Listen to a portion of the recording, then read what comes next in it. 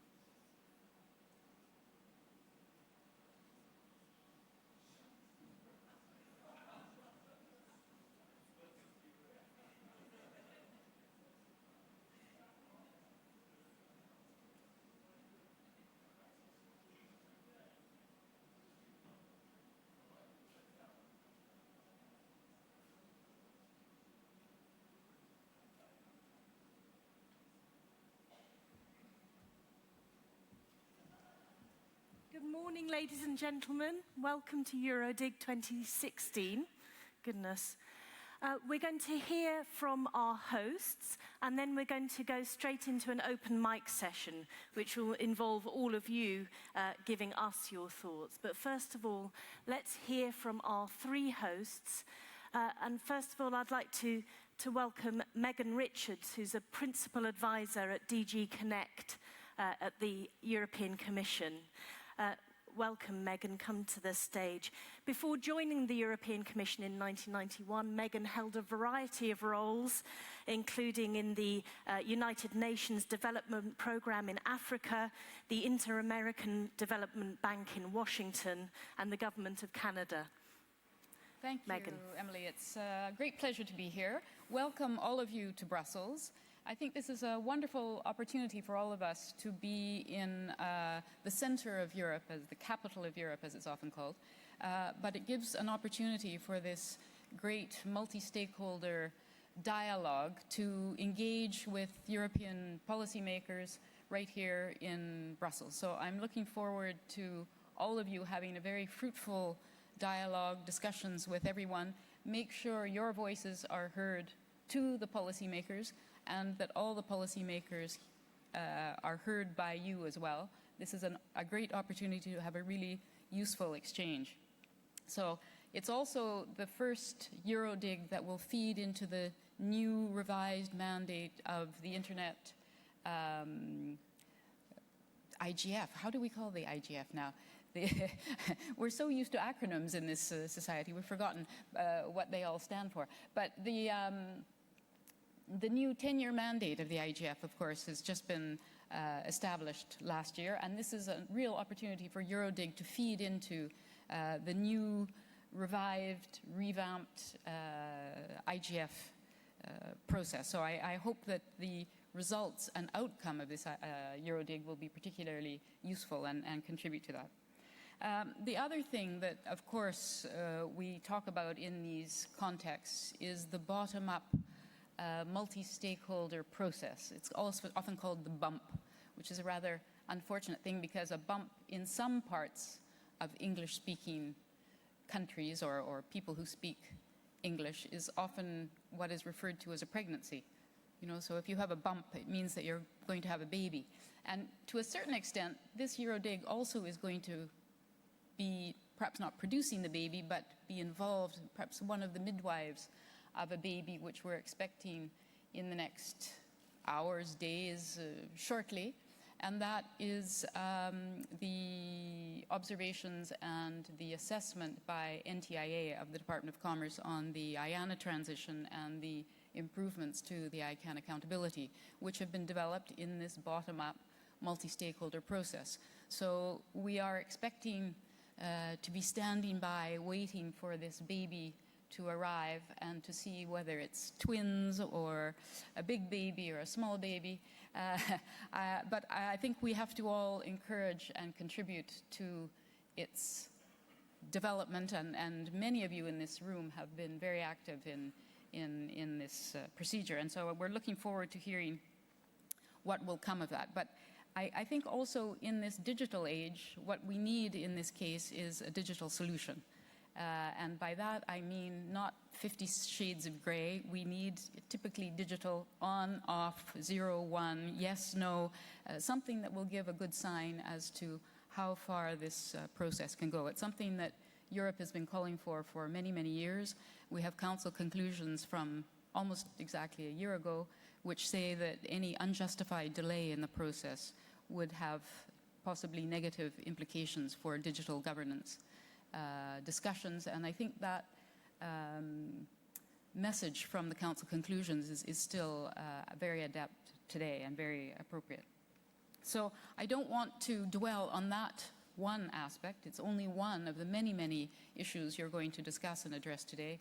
We're going to discuss human rights, innovation, various other topics. We have a very useful and bottom-up program that's been developed by the stakeholders. I think everyone will find many, many topics to engage in. So I encourage you all to engage actively, participate, speak up, listen as well, also very important in this process, and enjoy yourselves. And many thanks, particularly to EURid, for making this a wonderful occasion and bringing us all together. Thank you. Thank you very much. Thank you very much, Megan. Next, I'd like to welcome to the stage the General Manager of EURid, Marc van Wesemael. Marc was the founding General Manager of EURid, and before that spent 10 years as the General Manager of DNS.be, the CCTLD for Belgium. Thank you, Marc. Thank you, Emily, and thank you, Megan. Ladies and gentlemen, honorable guests, I'm delighted to welcome you today to the EuroDIG meeting in Brussels on behalf of EURid, the Registry Manager of the Latin and Cyrillic.eu. We are very proud to host EuroDIG in cooperation with the European Commission, who is our ultimate employer. Over the years, EURid has greatly contributed to the global internet governance landscape, not only by chairing the Council of European National Top-Level Domain Registries Working Group on IGF, but also by proactively participating in the IGF meetings with workshops aimed to discuss and promote online multilingualism, a still partially unexplored area of the internet and the domain name landscape. And we are extremely pleased to have been partnering with UNESCO to study the online multilingualism and produce the yearly International Domain Name IDN World Report, which we have published since 5 years and which this year will become an online portal, a repository of data and knowledge about the fascinating area of the domain business. My reference to online multilingualism is not by chance. Access to all is one of the main objectives of internet governance, and language is an extremely important element thereof. At present, there are 24 official European Union languages. Thanks to the European Union, all of the EU mother tongue languages are on the same level. No language barriers, no language discrimination. We are all linguistically European. Technically speaking, the 24 European languages, or EU languages, are based on 3 linguistic scripts: Latin, Cyrillic, and Greek. And therefore it came natural for EURid and the European Commission to start the process of requesting the .eu in Cyrillic when this option became available back in late 2009. And yes, it took us quite some years to complete the process because due to some pointless restrictions and unclear processes and a lot of bureaucracy at the level of ICANN, but we made it, and we launched it a few days ago, a few months after the celebration of the 10th anniversary of the .eu launch. Ladies and gentlemen, Internet governance is much more than online multilingualism. It is more than a simple meeting. It is a process that involves many actors in multiple countries. It is a process that should remain open, bottom-up, accessible and affordable to anybody. A process also where important questions are asked and solutions are discussed. These are challenging times. Following recent events in Brussels and Paris, fundamental questions are being asked which might threaten the free and open access of the Internet as we know it. Online security, privacy, transparency, surveillance, regulation, and accountability are all topics that require our full attention. There are no simple solutions. Take, for instance, the issue of privacy. We're giving away our personal information, whether we like it or not, by simply interacting with the very tools we need to do our jobs and to live our lives. It's the nominal cost of being online. But most critically, all these individual patches of personal information are getting correlated with each other more and more.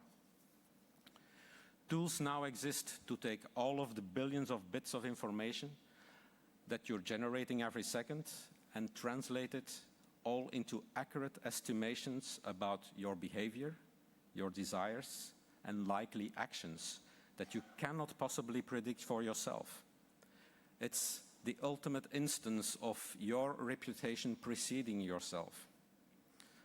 While these systems have helped us to enjoy unprecedented online experiences, they come also with a cost. Suppose I'm having a medical problem, which I want to know more about without wanting to share that information with anybody. But what if your insurance company would know about your investigation and increase your insurance premium, or even worse, get you off the insurance policy altogether? It is important that all stakeholders sit together to find solutions and give guidance to those who are at the control buttons. Delicate balances are needed and must be found to keep the system working. Thanks to the Internet, individuals have got a lot of power. It gives us all the power to act collectively to confront powerful organizations and commercial entities and push them in certain directions. But power also comes with responsibility. That power should be applied to advance our society, not to one's benefit, to one's own benefit, or for the sake of hurting others.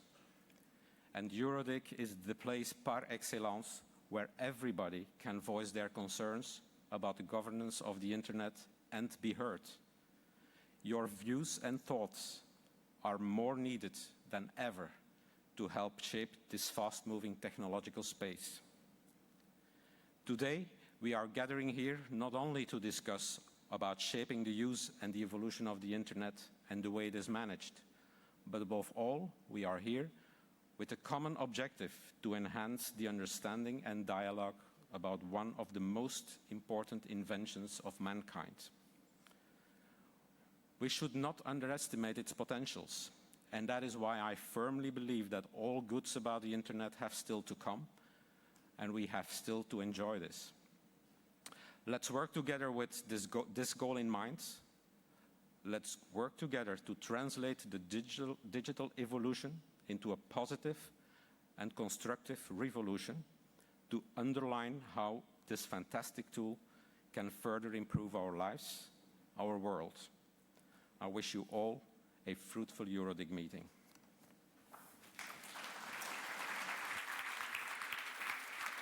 Marc van Wesemael, thank you very much. And now I'd like to welcome to the stage Sandra Hoferichter, who is the Managing Director or Secretary General of EuroDIG. It's thanks to Sandra and her team that we're all here today and her tremendous work So, Sandra, the floor is yours. Thank you very much, Emily.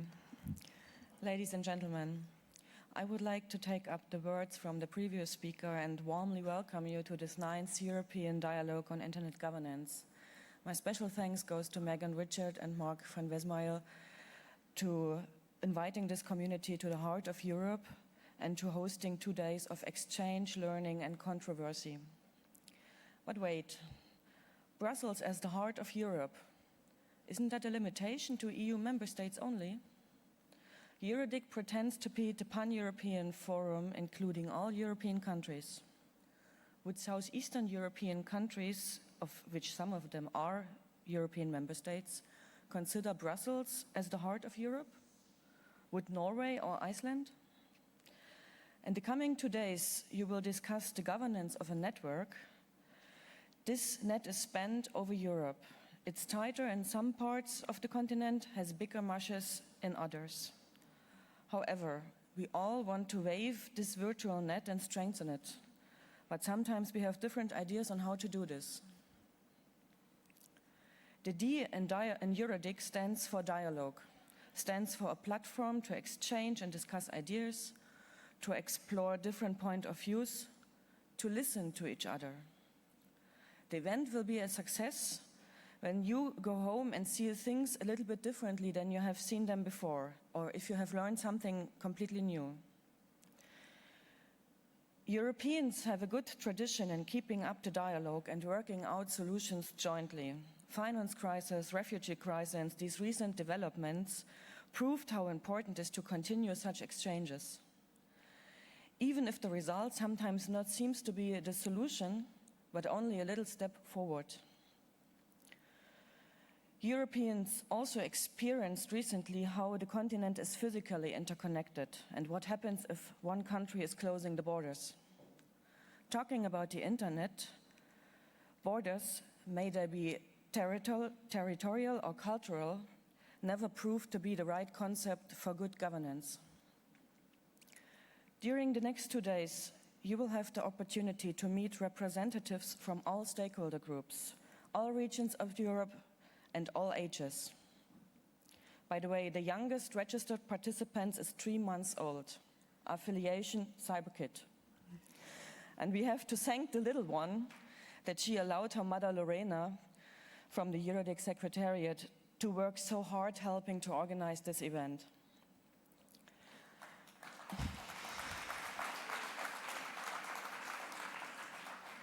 It's yours, Elena.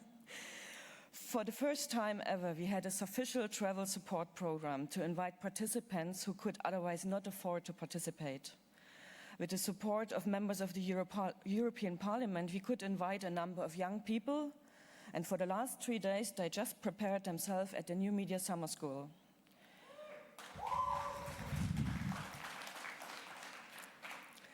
We received around 800 registrations, the highest number in 9 years of EuroDIG so far. This means we are growing.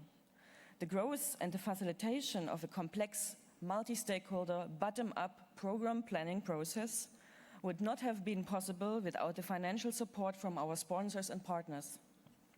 I would like to thank them very much for keeping up their support for EuroDIG.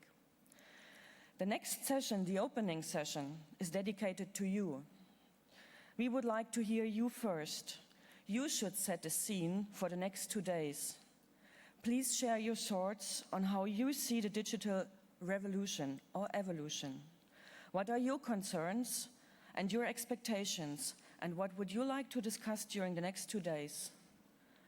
I wish us 2 days of fruitful and friendly debates, and hand over to our lovely moderator, Emily Taylor.